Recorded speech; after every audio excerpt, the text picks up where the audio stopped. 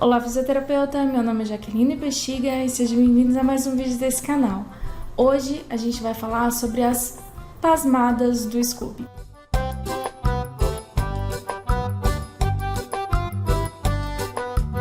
Antes da gente começar a falar propriamente dito do que eu acho da minha hipótese diagnóstica, do que acontece para o Scooby ter esses desligamentos, essas idas para o mundo fantástico de Scooby, eu queria dizer que eu tô fazendo esse vídeo muito mais para tentar uma conscientização, porque várias pessoas no Brasil devem ter um problema muito semelhante ao do Scooby e não sabem que isso é um problema. Essas pessoas não sabem que elas devem procurar ajuda, que isso tem tratamento e que a vida delas pode melhorar muito se elas tiverem tratamento. Bom, então tudo começou numa terça-feira que o editor do BBB resolveu fazer um VT muito bonitinho do Scooby se perdendo, desligando sozinho. E eu quero que você perceba quando eu falo desligando. Eu vou deixar aqui o vídeo na descrição se você não viu isso. O que acontece? Existe uma crise na epilepsia que é chamada de pequeno mal ou crise de ausência, que ela é caracterizada justamente por isso, um desligamento que acontece de forma súbita, abrupta. A pessoa está conversando com você e ela desliga, e da mesma forma que ela desligou, ela volta. Ela não se sente mal, né? Se você já conheceu alguém que tem epilepsia, que ela tem as crises convulsivas clássicas da epilepsia, quando a pessoa retorna da crise, ela se sente mal por horas, 1, 2 horas, ela se sente muito mal, porque existe um grande gasto energético, a pessoa se sente muito perdida e tudo. Mas nessa crise, a pessoa ela só fica desnorteada, porque quando ela desligou, ela estava falando alguma coisa, e quando ela voltou, o assunto já era outro. Por quê? Essas crises, elas demoram de 5 a 20 segundos. Esse é o período normal de uma crise. A crise pode se prolongar durante mais tempo, mas o período normal de uma crise é de 5 a 20 segundos. E a crise, ela é basicamente o quê? Um lapso transitório que a pessoa fica na postura estática. Às vezes ela tem, a mioclonia, ela tem movimento de pálpebra, de boca, ela tem alteração de tônus, ela pode ter algumas alterações assim, mas de forma geral, ela fica, parece que ela desligou. E você olha assim, as pessoas normalmente têm a reação de: oi, querido, como que você tá? Tá bem? Querido? E aí quando a pessoa volta, ela vê a outra pessoa que estava conversando com ela, falando, desesperada, porque a pessoa começou a falar e não continuou, deu pra perceber que não tava ouvindo, percebeu que a pessoa tava mal. Só que, como é uma coisa que não acontece nada, as pessoas vão deixando passar. Qual é o problema dessas crises? O início dessas crises acontece na idade escolar. Então, essas crianças, elas têm o início da idade escolar, então lá 6, 7 anos, e a criança começa a ser alfabetizada, a fazer as contas de matemática. Quando essa criança começa a se desenvolver na escola e aparecem os primeiros sintomas, quem vai perceber é a professora. Por quê? Porque uma criança que tinha um rendimento muito bom na escola começa a decair o rendimento. E aí ela chama os pais e fala: olha, pai, o Joãozinho, ele tá disperso, ele não presta atenção na aula, Às vezes você fala com ele não sabe o que eu estava falando. E a professora percebe, porque a criança desliga, a criança fica aqui, a professora foi para lá, mas a criança continua olhando para cá. E a professora percebe isso. Mas isso não é desinteresse da criança, isso não é uma falta de atenção da criança. A criança está com um problema de saúde. E por falta de informação, a criança não é levada ao tratamento.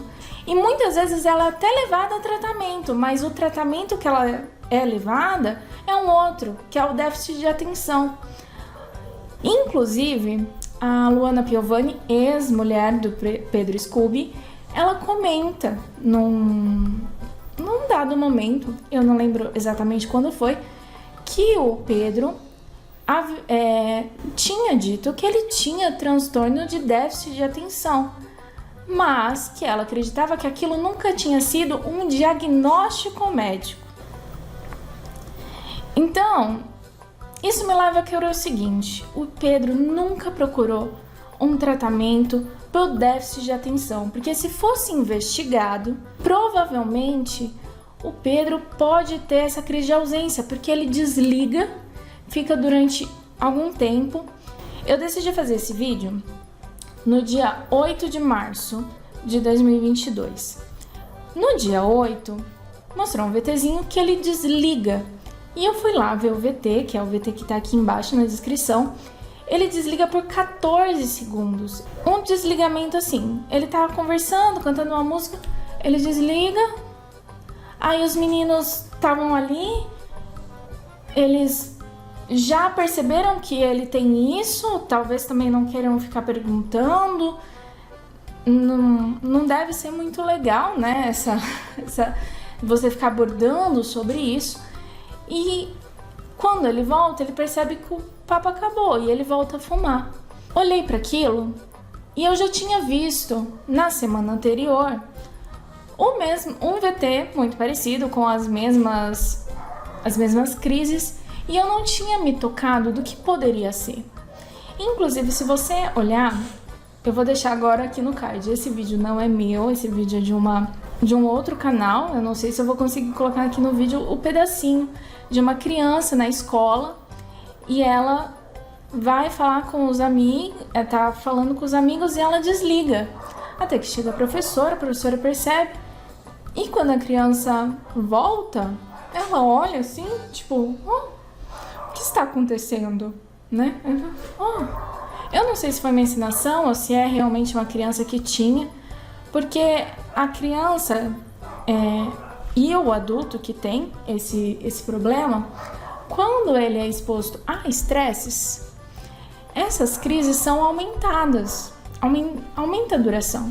Inclusive, existe um outro canal, que não é esse do vídeo, um outro canal, vou deixar na descrição, que a moça fala justamente sobre isso. Ela tem essa crise de ausência e ela mostra como é ter essas crises de ausência.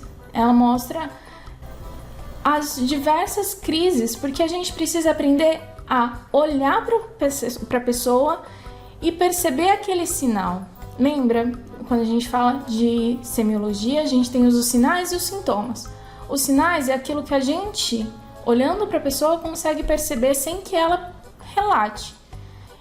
Essa crise é um sinal. A gente tem que conseguir olhar para a pessoa e perceber, aquilo é uma crise de ausência. Ela ficou inconsciente, ela perdeu os sentidos. E isso acontece porque existe nessas pessoas uma alteração do estado de vigília. Então, existe uma alteração não de estrutura no tálamo. E isso não é uma alteração de estrutura do tálamo, é uma alteração da função do tálamo. Então, quando você vai no neurologista para procurar, para ver se é isso mesmo, não adianta você fazer uma ressonância. Por exemplo, o Pedro Scooby, ele sofreu um acidente, que ele é surfista de grandes ondas, e ele sofreu um acidente. Por exemplo, ele bateu a cabeça, na ressonância não apareceria. Iria aparecer aonde? No eletroencefalograma. Por quê? Porque as ondas estariam alteradas. E o neurologista, olhando para aquilo, ia perceber que existe alguma alteração ali. E para encerrar, eu queria dizer que isso é apenas uma suposição. Eu sou fisioterapeuta, eu não sou médica neurologista, mas como fisioterapeuta, a gente é treinado para olhar sinais de possíveis problemas que os nossos pacientes, nos nossos atendimentos, podem apresentar. E se você tiver uma criança que está com algum problema de atraso de desenvolvimento motor, uma criança que, por exemplo, nem tem esse problema, ela está com você só porque ela quebrou o braço, quebrou a perna e você está fazendo tratamento, e ela tem uma crise de ausência na sua frente, você tem que orientar essa família a procurar um neurologista, porque a vida dessa criança vai ser muito mais fácil. Ela não vai passar a vida inteira dela achando que ela tem um déficit de atenção, quando na verdade o problema dela é um outro problema. Eu espero que vocês tenham gostado desse vídeo. Eu vejo vocês na próxima. Tchau, tchau!